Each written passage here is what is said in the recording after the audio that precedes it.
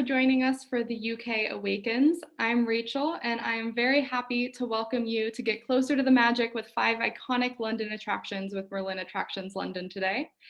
This virtual experience is part of the Tiqets Awakening Weeks, which is a 6-week celebration of the reopening of 100+ museums and attractions in 6 countries around the world. These venues have really worked day and night to reimagine their experiences, introduce new hygiene measures to make it safe for you to visit again, and now they're rolling out the welcome mat with these online experiences for those who might not be able to travel yet, but still want to experience and help reawaken these cultural institutions worldwide. So this virtual experience will start in just a minute, but as people are still joining us, I'll kick off by sharing some logistical information about what to expect and how to use Zoom. So first is that if you have any questions for any of the 5 presenters today, you can submit them through the Q&A button at the bottom of your screen. There'll be a Q&A at the end of the presentation, so be sure to send those in. This is a Zoom webinar, so your camera is not going to be on, but you can use the chat to communicate with your fellow attendees and speakers. You can share where you're joining us from or your reactions during the session. Just use the chat to message all panelists and attendees as the option. If you have any technical difficulties during the call, you can use the chat to send a message to just all panelists, and then we'll try to help you out as soon as possible. That said, if you have any difficulties just leaving and rejoining the call, we'll usually fix them. And finally, this presentation is going to be recorded, and we're sending out the recording to all registrants in the coming weeks, so you can share it with your friends later. That's it for the technical part, so now we can get to the fun part. Jack, good morning. I'm Jo Kinsey. I'm the studio manager here at the famous Madame Tussauds London, based in Baker Street. Today, I'm going to be taking you around the area of our attraction, which is called the World Stage. And I'll also be talking a little bit about figures, how they're made, and a little bit of the detail that we go into as well. So first of all, in our World Stage area, if you can see this, we have our greatest sporting heroes, Usain Bolt, and our British heroes as well, just here. Also in the same area, we have our Fashion Week, which is an interactive set where you can get up and walk the catwalk with Cara Delevingne, just here. And something I'll pay attention to later is just the amount of detail that goes into these figures. So I'll just give you a close-up of her face here, looking stunning this morning. And walking across, we are going to have a look at the Kardashians also. So here we have backstage getting ready for their debut is Kendall and Kim. So I've been working in the studio based here at Madame Tussauds for over 20 years. So in that time, I've been able to work with many stars, celebrities, and have a great time doing that. Also on site, we have resident artists. We have a couple working on the floor today, so you're fortunate enough to see behind the scenes before we open. We have Louisa, who's working on costume at the moment. So Louisa will go around and make sure that all the costumes clean, dust-free, no marks, and paying particular attention to every crease and fold, that it's all sitting exactly how we expect it to sit. We'll speak to Louisa a little bit more later on. And going over to our very popular set, here we have our royals. So this is a portrait of the Queen. This is from her Diamond Jubilee and was portrayed in 2012. And this is actually the 23rd portrait of Queen Elizabeth. So again, paying special attention to the detail here, we have the hair. So to talk a little bit about the hair, all these hairs have been inserted individually, one by one. And the whole process to insert this hair is 4 weeks. And then we would allow around a week to cut and style and get it exactly how the Queen wears her hair, paying particular attention to the curls around her face as well. The dress is absolutely stunning. And again, the attention to detail is spot on this dress. I don't know if you can see this clearly. I'll try and get it as clear as I can. These crystals, there are 53,000 of these individually attached to the costume. And I hope this video does them justice because they sparkle beautifully. Another area that we work on in the studio is we will check every morning that all the figures are looking the best they can before they are on display to the guests. One of the other areas we work on is the face. So we wouldn't use makeup on the face, but what we would do is we would get the Queen or the celebrity's makeup, and we would copy that makeup using special artist's oil color. And then that is applied very delicately in very fine layers.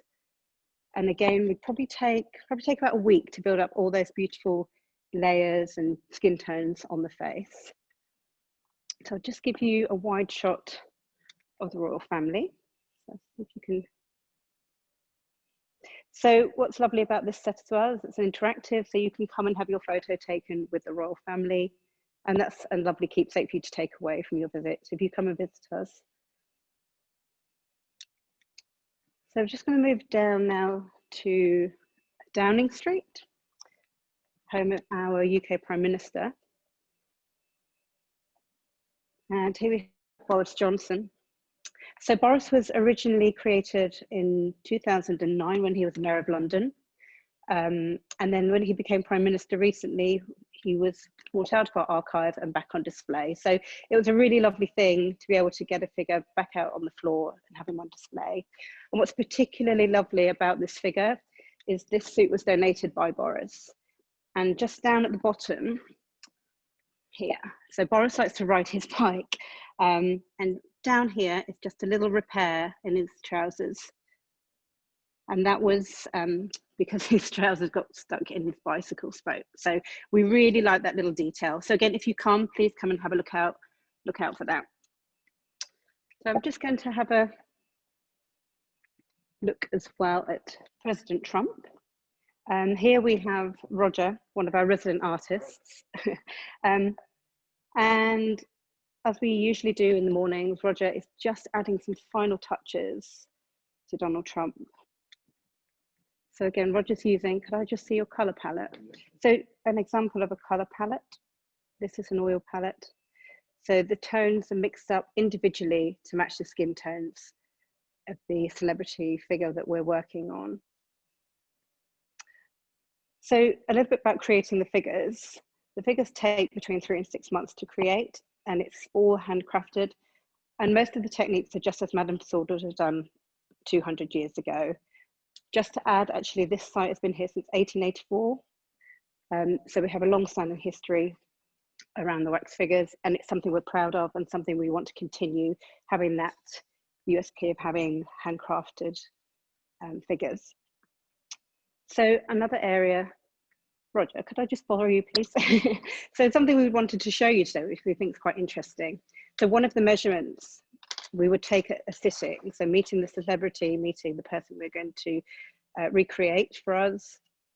We would take around 200 measurements, 200 photographs, and all of that information, we use every single bit of that information to recreate the celebrity.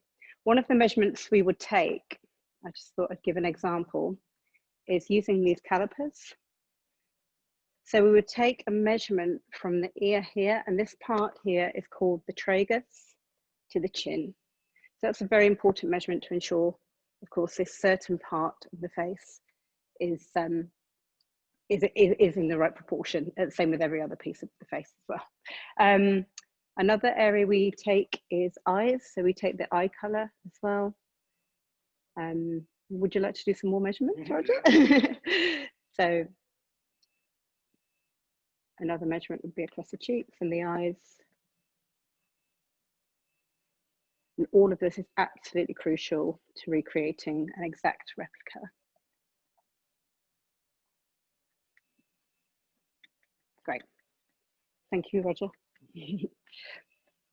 So moving on to our music zone. We have plenty going on here, lots to do, lots to see. And there is a lovely, vibrant atmosphere here when the music's played, but today, of course, we've switched that off just so I can talk to you clearly. So I just want to go over to Beyonce, who was launched September last year. And this is an iconic moment, an iconic outfit that we have here. And it just sits beautifully within this zone, the colors, the way the embellishment stands out, and even the special attention and the detail. These were all made by hand to copy the boots that Beyonce would have worn. Again, we'll work closely with the celebrity and their stylist to make sure that we have everything on brand and we have every detail exactly to spot on. And that includes actually the hair as well. So there are always many tones in the hair. You might see somebody's hair, you might think it's one color, but actually you're probably going to have 2 or 3 tones in that hair. And if you don't add those, it will become very flat. So with Beyonce, there's probably 3 or 4 tones, even though it probably looks to you like there's 2. So it's really important that we get all those tones in there to recreate a 3D and beautiful, swishy, beautiful look. So that's Beyonce. We can just.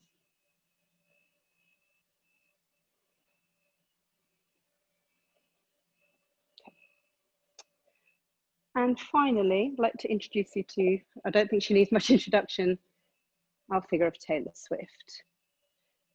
So again, what's beautiful about this figure is just the attention to detail with the makeup. So if I can just show you the makeup. And again, the fingernails, so every tiny little detail is on there. So the stars on the nails, the glitter, to match exactly what she would have worn. This look is from a red carpet event of iHeartRadio Awards. And the lovely thing about this outfit is the sparkles and all the tiny sequins. So every day we come around, we make sure every sequin is in position. And Louisa, who you met earlier, has already been round and making sure that's all sitting beautifully. This particular suit is by a British designer. And also the shoes, which are really fun. Another British designer down here, and this lovely butterfly detail. She also has some beautiful fine jewellery. And what's lovely about the pose is guests can get up close and really feel like they're on stage with Taylor.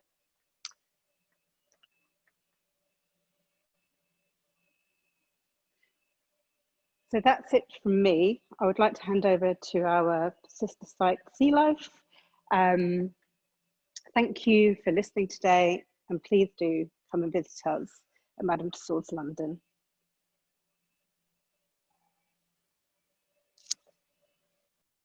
Hello everybody, my name is James Robson. I'm Senior Curator here at SEA LIFE London Aquarium, or as we like to call it, the Wonder Under London. Now the reason we call it the Wonder Under London is it really is wonderful. We've got 6,000 odd species, 600,000 odd animals, 300 species, and we show biotopes and animals from all around the world. So in your journey when you go around here, you're going to see a little bit of everything from crocodiles to turtles to clownfish, so you can actually find Nemo, to jellyfish to corals. There's all kinds of different things, but where we are sat right now is right in front of our main shark tank. So this is about 1 million litres, and as you can see behind me, hopefully, it is full, jam full of sharks. So it's a really interesting time of day for the sharks. So this is just before the guests arrive. So when you guys come and visit, this is just before you guys turn up. And it's when the sharks kind of do a bit of a change in their behaviour. So you have diurnal animals, we're diurnal, we're awake during the day, we sleep during the night. We've got nocturnal animals that do the opposite, they're awake at night, sleep during the day. Most sharks are crepuscular, which basically means dawn and dusk is when they're most active. So for these guys, the lights have just come on. We try and match the lighting and the temperature and all the conditions here to the wild as close as possible as we can. So for these guys, they've got the cue. It's kind of like a breakfast time, early morning time for them. They're waking up, they're zipping around, and I'll just introduce you to some of the sharks and some of the species that we've got in this particular tank. So just coming past right now, you can see this beautiful shark, this sort of grey silver shark. That's a grey reef shark. She's actually called Lady Grey. She's beautiful. If you see a shark like that that's got a black tip, you can see down here, the hint is in the term I use. It's a black tip reef shark. So we've got a load of boys here. We've got a big boys club of black tip reef sharks, and it's part of a wider global breeding program that Sea Life does with black tip reef sharks. There's both great examples like Sea Life Brighton that are breeding black tip reef sharks. Then we're kind of moving up to some of the bigger sharks we've got in here, and you're going to have to come down a little bit with the camera and look down here. We've got what's called nurse sharks. So nurse sharks are really, really interesting in that I think a lot of people think that sharks need to swim around to stay alive and breathe. That's not entirely true. What they need to be doing is pushing water across their gills to be able to breathe. So what nurse sharks have learned how to do is if they just puff, if they suck in water and then push it across their gills, they can be a bit lazy. So I quite like them. And they can just sit there like this and they can kind of sleep all day. And then at night when the things they like to eat like crabs come out, they can then swim around and start looking for food. And then we've got our real superstars of the tank, our sand tigers. So we've got Zippy and Bundle in here. So just coming past here, Zippy is the one he's got a little love spot on his face, and he's just coming around. So sand tigers, they may look really ugly and kind of scary looking. They're about 2.5 meters long, so they're one of the biggest animals we've got in the collection here. But actually, they're really sort of big softies, and actually what they like to eat is very small things like squid. So, you know, they talk about things like this sort of size. So they've got very sharp, pointy teeth that are really good at catching fast-moving food, which they then swallow whole. There's no chewing if you're a shark, or if you're a sand tiger shark anyway. You grab it, you swallow it whole. So it's a really kind of interesting behaviour from these guys. Now, hopefully coming past as well, right in the background here, is we've got Betty the bow mouse. So she's hopefully on cue. We've trained her really well to come on cue when I call her. Hopefully she'll come out. Is what's called a bowmouth guitar fish. So she's not a shark, she's not a ray. She's kind of like an ancestor of both. And she's just absolutely gorgeous, and she's just coming by now. So she's probably actually borderline now, the longest shark or the biggest animal that we've got in this tank. Oh, she's avoiding us. Is she coming by? Oh, I think she's coming by. Look at that, taking weeks of training to get to come on cue. Come here, Betty. There we go. So you can see how beautiful it is, and you can also see where she gets her name. That mouth is in the shape of what's called a recurved bow, like an archery bow. But you can see that beautiful patterning on there. And the reason they have that patterning is where they're found. It really closely matches the habitat they're in, so it's like a really subtle form of camouflage. So if you're looking down on them, you wouldn't really see them because they really blend in really nicely to the habitat they're found in. So camouflage is for 2 reasons. One is if you want to sneak up on something and eat it, you don't want it to see you, which is a lot of sharks and things will have that kind of that sneaky predator approach to things, or if you don't want to be seen. So if you come to Sea Life London Aquarium and you do a tour here, you're going to see lots of different examples of camouflage of both types. So a couple of more sort of interesting facts about sharks. We've got, there's a really cool thing. So you might wonder what a shark feels like if you touch it, if you rub their hands on it. They look really sleek and they look really kind of smooth, and the way they glide through the water is really beautiful. So you presume they might be really soft and smooth when you rub your hands against them. That's not actually true. They've actually got what's called denticles, which is a form of tiny, tiny, tiny teeth that goes all the way along their skin. That basically breaks up the water surface when they're swimming along. And that means that they can push through the water really, really easy. So you can see how they've kind of got this beautiful sheen. But actually, it's tiny. If you look at it under a microscope, it's just tiny, tiny little bumps and these denticles, tiny teeth that break it up. Talking about teeth, sharks constantly shed their teeth. So if you can't brush your teeth and you're constantly eating things and you're grabbing things and you're relying on your teeth for a living, how do you make sure your teeth stay in good condition? Well, what you do is you let them fall out, you grow new ones. So sharks have a constant conveyor belt of teeth coming through and falling out. So sand tigers, for instance, in their lifetime, they'll shed about 10,000 teeth in their lifetime. So it's this constant conveyor belt of teeth falling out, which keeps them always constantly sharp. It's a bit weird. It'd be hard to imagine your baby teeth falling out, new teeth come through, and then a week or 2 later, they fall out and another set fall out. But what that means is, if you look down in the sand, every time we do diving down here, so we have to go diving here once or twice a week to clean the tank, just like you might clean your fish tank at home, we have to physically go in and clean it, is if you sift through the sand, you will just find tons of teeth.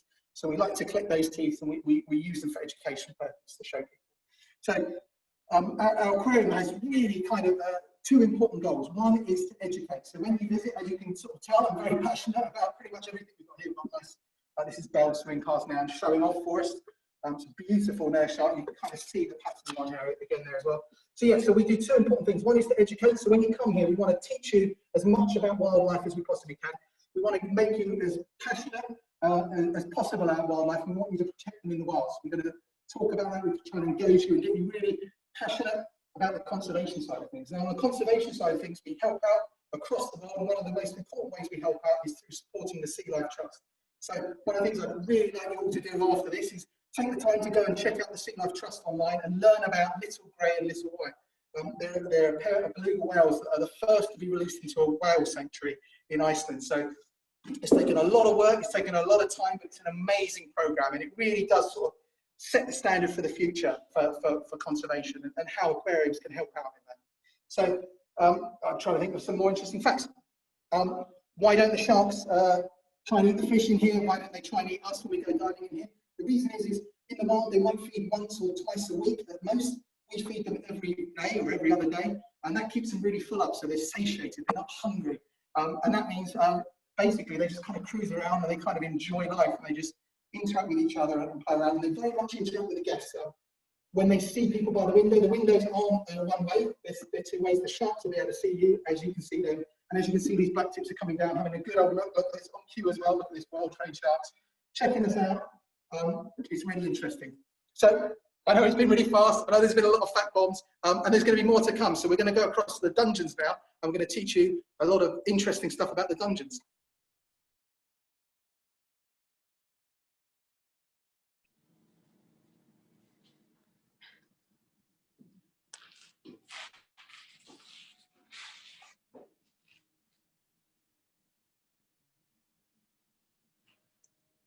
Thank you, Sea Life.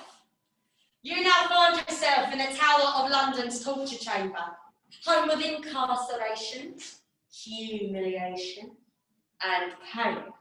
This is where we get our information. I ask the questions, and people answer. I treat my guests with respect, as I do my instruments, which enables me to use them to their full potential. As you can see, I've got someone here who has been very naughty. I have been very naughty. The last traitor who sat there was your mate, Guy Fawkes. With him?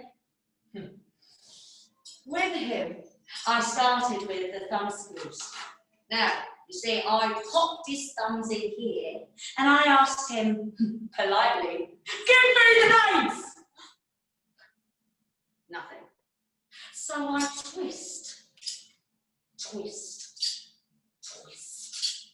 Bones crushed, flesh ripped, blood spurts. Still nothing. 10 days I haven't done here and not a word. I tell you, you've got to admire his guts. And there they are, feel free to admire. Right, you lot, this is your torture chamber. You get to choose the instruments and pain you want to inflict. You, sir, what's your name? Boris. John? Well, John, a question. What device would you like me to use? The tongue tearer or the pair of anguish? Tongue tearer?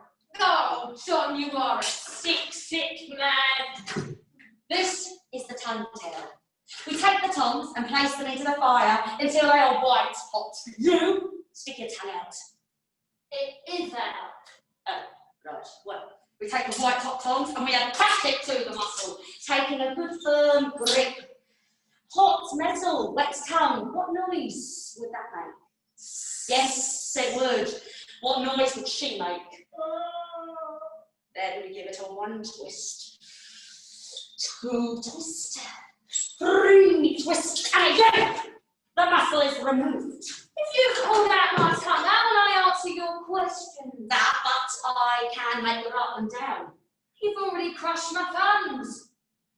That's a good point. Yes, what a terrible idea, John. But, seeing as I like you so much, let's use the pair of anguish as well. This is the pair of anguish. It's ingenious.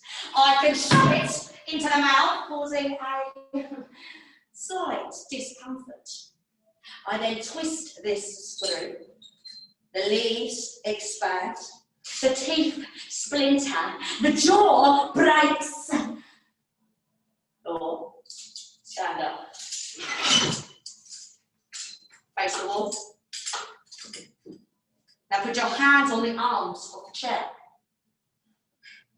As you can see, a new target has appeared. And I can show it where the sun doesn't shine. And I don't mean Finland, Norway, Rotherham, Northern Alaska, or Barnsley. Hang on a minute. Where's your splash guard? You ain't got one of them, you are making a mess up your legs. That's a very good point, actually. Right, well, sit down. You're scared him, John. Heed my warning. Beware the pair. Right, remember to get splash guard. Yes. Right. You. I think it's time to use this as well. No more. I'm innocent, John, you've got to believe No, me. John, don't listen to her. She says anything to get in your head. No, but the best way to interrogate someone is to gain their respect, build a rapport. If you wanted to torture me properly, you'd use a nose hook. No, John, I don't have a nose hook. You don't have a nose hook? No. Well, what kind of torturer are you? John could do a better job than you. Now silence you. I'm a better torturer than John. You, what's your name? Claire. A question, Claire. Who'd rather pull your teeth out, me or John? John. No, I will prove that I'm a better torturer than John with this. Now, I'll give you a clue. I can't use it on the ladies, unfortunately. That's right. This beastie here is for the beastie down below. And then we chop it off. But I think for maggots like John, I have a sneaky suspicion that possibly this size might be more appropriate. But I think someone else wants to play now. I think it's time you head over to the head tour guide at Shrek's Adventure London. Take it away.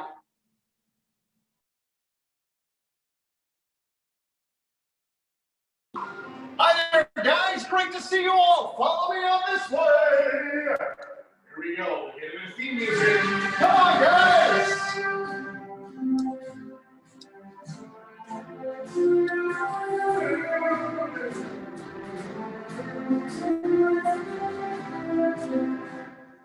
Whoa. Hey, guys, follow me on this way. You mind your step as you coming on in?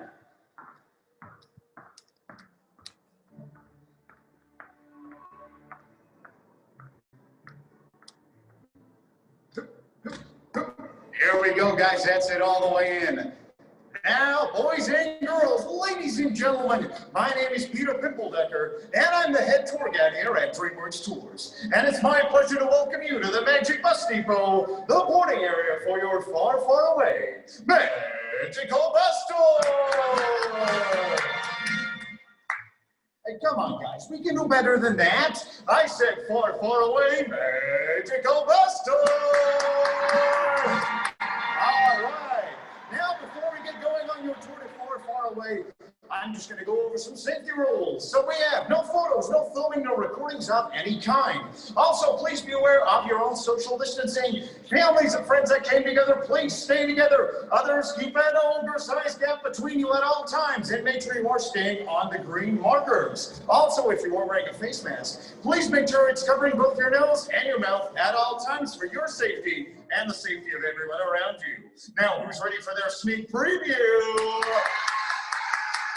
Now, on your tour today, you guys will be visiting the kingdom of Far, Far Away, which just so happens to be ruled by the wonderful Queen Lillian, mother to the wonderful Princess Fiona. Now, the kingdom used to be ruled by the noble King Harold. As some of you may know, he's no longer with us now. He was turned into a frog. Sadly, he croaked. Moving on. You guys will be visiting the Royal Palace, where you'll be having high tea with one of the princesses. I do believe Sleeping Beauty's on the road for today. I don't know how that got there. You guys will absolutely not be seeing that horrid Rumpelstiltskin on your tour today.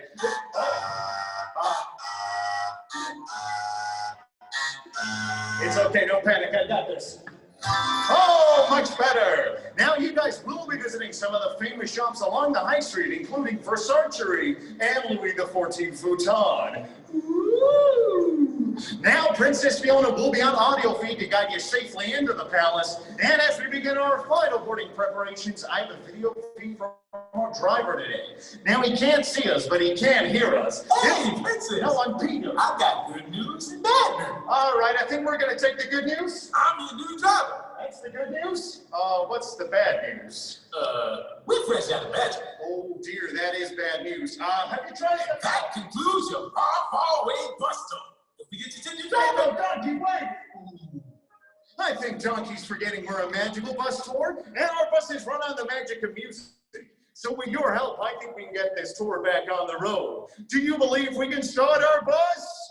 Do you? Of course we can! And what better magical song to sing and dance along to? I thought the world was true and fairy tales. Nancy, keep clapping those hands. And for someone else, but not for me. Here we go, I like this bit. Ready? Woo! Da-da-da-da. Woo! Da-da-da-da. Ready for the chorus, and what? Then I saw her face.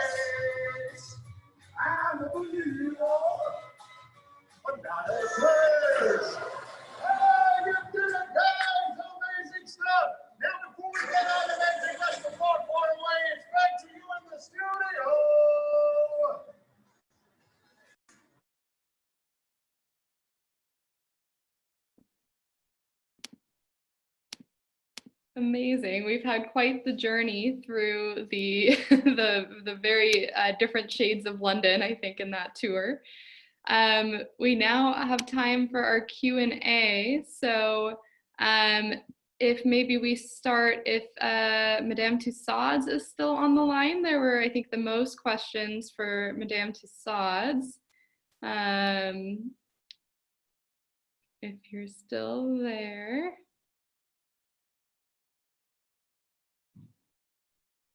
Let's see, maybe Joe needs to rejoin. Sea Life, are you still on the line?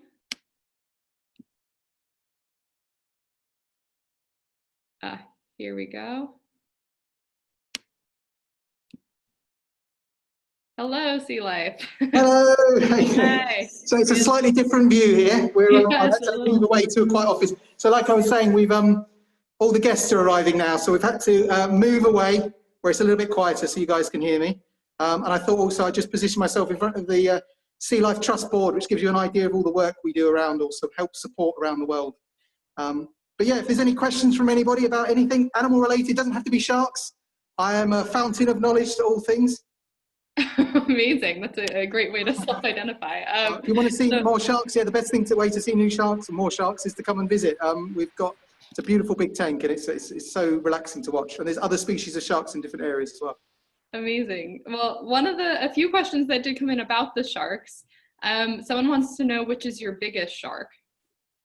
Actually, the longest shark in the collection is the sand tiger. So that's just about 2.6 meters long. But they're not the heaviest. The heaviest is actually Betty. So she's probably a little bit shorter, but she's a big, strong, chunky girl. She's kind of all muscle, and she's got a big old head, a little bit like me. So she weighs the most. So she's about 140 kilos, which is, I think, about two big boxers, basically, two heavyweight boxers. So it's a big old heavy animal. What type of shark is she to be that heavy? So she's a bowmouth, so she's not technically a shark. I was kind of mentioning before. She's called a guitarfish, or a bowmouth guitarfish. So she's like an ancient ancestor of sharks. So she's a very early version that kind of led to both rays and sharks. So in terms of the biggest shark, it's definitely the sand tigers in terms of the length. But in terms of like the heaviest, it's certainly Betty the bowmouth. Great. And then someone else wants to know, how long do the sharks live for? It very much depends on the species, but for instance, our sand tigers here, they're in their 30s.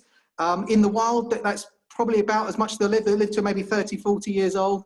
In aquariums, just because they get a lot more attention and love. So the things that sharks die for in the wild is if they get injured or if they get ill, they can't feed or they can't capture food, then they essentially will slowly, unfortunately, die.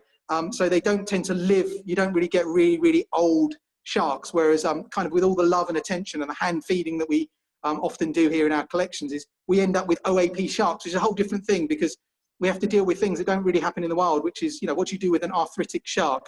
It's a slightly different thing. But yeah, so our sharks, the oldest sharks are in their 30s, late to mid 30s, and then in the wild, that's an old shark. In an aquarium collection, that's a kind of middle-aged shark. Great. Someone comments that the shark length seems to be a good social distancing distance, that they'll say, stay one shark away from me. that is a pretty good guide, actually. Yeah. We often use that in-house, actually, when we talk about distancing. That's great. Someone wants to know, what are some of the names of the sharks, and how do you choose the names? Yeah, so it kind of explains what all of our animals we have as part of a log. So we know all the animals we've got in our collection. And the larger animals and the more important animals will also be tagged. So kind of the tags that you might put in your cat and dog, where it's like a RFID code where you can kind of swipe them and it gives you like a little code system. So all of our big animals have that. So in terms of our official records, they don't have names. They have these code names, or the codes. We give them names because it's easier to remember. Certainly when you're dealing with a colony of 20 penguins, you kind of, it's much more fun to call them names instead of calling them, number 2, 4, 6, 7. And then the names come from two places. One is often the keepers, so the guys that look after them and give them a lot of love will name them. So like I said, we've got Zippy and Bungle. That will be going back to a curator 20 years ago, would have named them after a TV show, which again will date me, called Rainbow. So those of you in the UK of a certain age will remember Rainbow, the show, George, Zippy and Bungle. they were named after the characters from that. And then often we ask the guests, if you keep an eye on our social channels, we'll often ask people to name our animals. So we've got Zippy. It's one of the first, well, it's the only penguin that's been reared gender neutral, because basically penguins, there's often this thing of how can you tell the difference between male and female penguin? The answer is it's very, very hard unless you do bloods. And it's the same for penguins. Penguins actually, between themselves, find it very, very hard to differentiate themselves. So we've raised this penguin kind of with that in spirit in mind, and kind of to raise awareness a little bit. And that was named by the public and called Ziggy. So after Ziggy Stardust, a famous androgynous singer. So yeah, that's the two routes basically. It's the keepers who love the animals and look after them every day, and then it's yourselves, the guests who come and visit. We will often ask you to help with naming. Oh, really interesting. We'll do just a couple more questions for you before we go over to Madame Tussauds. So someone wants to know, maybe this is related to what you were just saying, how you can tell the different sharks apart from one another. I assume the sharks that are the same species of shark, otherwise it'd be easy. But for the ones that look very similar, how do you tell them apart? Yeah, it's a really, really interesting question. So the simple answer is, if you get used to them, you can start telling the differences. It's just lots of little twerks. So like I say, Zippy's really easy. So you've got Zippy and Bungle are the two big sand tigers.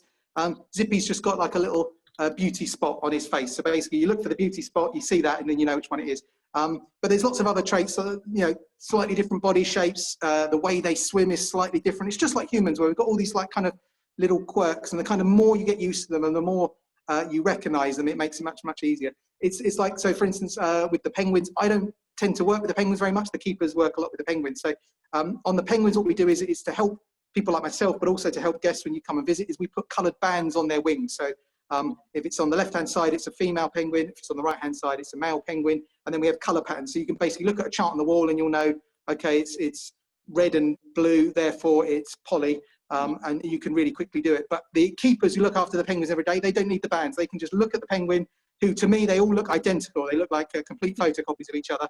And they go, oh, that one's Polly, that one's Archie, that one's Ratchet. And it's amazing, but it's just, you just have to get used to it. You get your eye in, and you kind of become a little bit of a mini expert on those individual animals. Great. And then the last question, you mentioned penguins. Someone wants to know just what other types of animals that you have at Sea Life. Yeah, well, it's like I say, it's a cornucopia of species. So there's about just over 300 species of animals, so 6,000 animals roughly in total. We don't count things like leafcutter ants. So we do have a colony of leafcutter ants here, and there's about 4 million leafcutter ants. So what we do is we don't count those, because if you count those, then it's kind of a bit weird saying we've got 5-6 million animals and things like jellyfish. But yeah, it really is. You kind of go across the world and you look at marine and freshwater species from around the world. But just top of the list, you've got octopus, sharks, crocodiles, rays, piranhas, let's try and think other things, jellyfish, corals, clownfish, so Nemo is in there. What else have we got? Spiders, ants, cockroaches, snakes. So it really is, you name it, we've probably got it here. And if we haven't, we've at least got a biotope that represents where probably your favorite animals are from. So we like to listen to you guys. If you come and visit and you go, oh, do you know what, I really have always wanted to see a certain species, or I'd like to learn more about that animal. It's really good for us because we can look at adding it. And what we try and do is we try and bring in animals that are sustainably bred and brought in from other collections that are breeding them. So if you love seahorses, we've got the largest collection of seahorses in the UK at the moment in terms of species. So we've got 6 different species on show. Part of what we do with those is we breed them and then we share them out. We send them out to other sea life and aquariums around Europe as part of our kind of breeding program, our conservation programs. Great. And I see Joe is back with us from Madame Tussauds. So Joe, if you can unmute, I have a few questions for you. Hello, sorry, yes, hello. No worries. So someone wants to know who's the most popular figure at Madame Tussauds. It's an interesting one because it depends who you come to see. What we do find is the Queen. She proves consistently popular. And if you were listening earlier, it is also a photo opportunity. So we get lots of people taking photos, or we have a fantastic photographer here that will take your own photo that you can purchase and take away. So they are, yeah, they're very popular. As I said, all of our figures prove popular. Depends what you're coming to look for. Yeah. And how many figures are there in total at Madame Tussauds? So we have on the floor any one time over 150, and that varies depending on whether we take. So what we will do as a studio team, so a little bit of behind the scenes, is we'll go on a rotation basis. So what we'll do is we'll take a figure off the floor for between 2 and 5 days and give them a real glow up, if you like. So full maintenance, their hair is washed and set and dried just as your hair is. It's all human hair. And we'll reapply their makeup, their skin tones. Their costume will be cleaned, pressed, and then back on the floor looking beautiful. Amazing. Someone else wants to know if you've been making figures for hundreds of years. What happens to all the ones that aren't on display to the public right now? Where are they kept? So we're very fortunate to have an extensive archive. So we will keep them there. They're recorded, logged. So if we need to go back to them, we can go to archive and find them. Oh, okay. And then one last question and then that'll be all we have time for today. Someone wants to know who your next figure is going to be, if you're allowed to give away that secret. Oh, wasn't it? No, I can't say. I couldn't give behind the scenes tour, but not quite that much of a sneak peek, right? But if you keep Madame Tussauds London socials, then you will start seeing clues coming up over the next 12 months. Okay, so someone should follow you on social media, and then they'll get the first reveal. Absolutely, okay. Yeah. Fabulous. Well, thank you so much, Jo. Thank you to people at all of these lovely attractions. People just kept saying it got better and better. People were really enjoying the variety here. Thank you everyone who's joined us today for this Tiqets Awakening Week's virtual experience. If you're in the UK, these venues are all open. You can go experience the reawakening in person. Visit tiqets.com/blog/awakeningweeks for more information on these sessions, on what you can do in person at these venues, and also on all the Awakening Weeks around the world, including this one in the UK.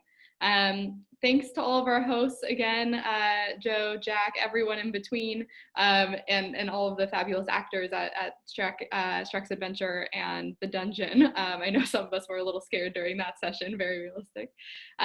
So thank you on behalf of Tiqets, thank you for participating, and we're looking forward to finding more ways to experience culture with you all again soon.